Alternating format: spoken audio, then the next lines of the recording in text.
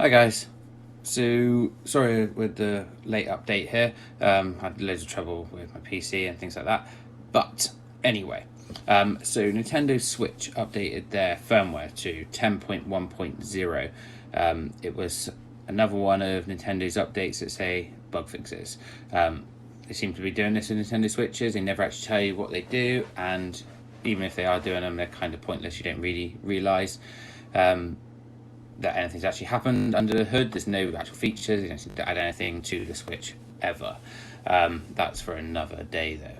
So SXOS had to update to ensure compatibility, and that is where SXOS 3.0.4 comes in. So this is literally just to cover assurances that you can update all the way to the latest Nintendo Switch firmware. If you've accidentally updated, don't worry, because there is a version out now that will cover you if you're getting black screen when you're trying to boot. It's probably this is the reason you haven't got the latest version of SXOS. Ensure you download it and get it on your SD card as soon as possible.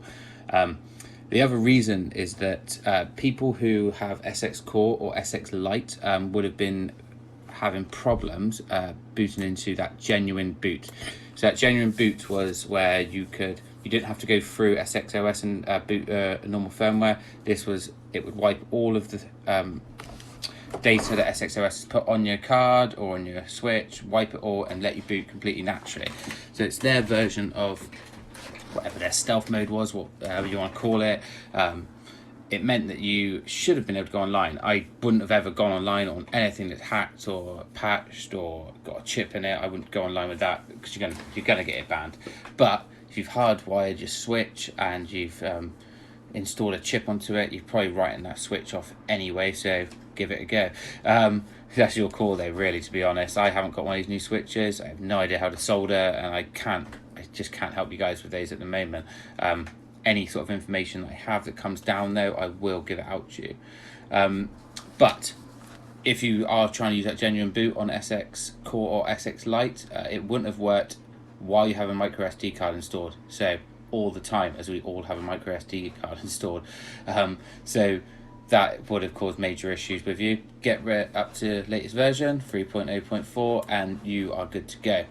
And then once again, this is, I don't know if this is a sort of joke at Nintendo, but under the hood stability and performance tweaks. It's what Nintendo constantly say in their updates is there are stability and performance tweaks. But SXOS say they're doing it as well. Hopefully they are, and always work in the latest version so to avoid any sort of crashes that you have in SXOS. But that is it really. Make sure you get this latest version if you've updated. Even if you haven't updated your Switch, it's always best having the best version of SXOS on your SD card. So get it, guys. Anyway, really appreciate you guys watching this and really supporting the channel. It's sort of in limbo what this channel is at the moment. We're thinking of a few ideas and what I'm going to do with it to keep it alive. But you guys watching this are really helping me out. So thank you. Cheers, guys.